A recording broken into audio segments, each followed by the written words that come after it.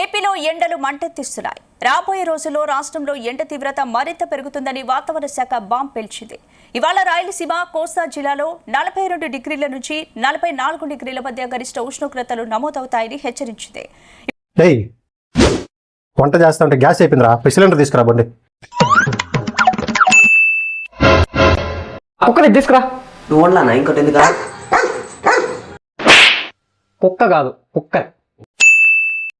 అందరూ ఈ ఎండను చూసి భయపడుతున్నారు, కానీ మేమా ఈ ఎండనే యూజ్ చేసుకొని వంట చేయబోతున్నాం. ఎంత ఎండలు ఆడకరా. అభి దేఖో రండి రండిరా.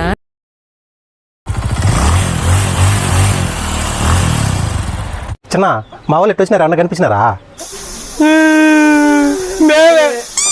నా ఎండతో ప్రయోగం చేస్తున్నారు కదరా, ఏమైందో చూడండి.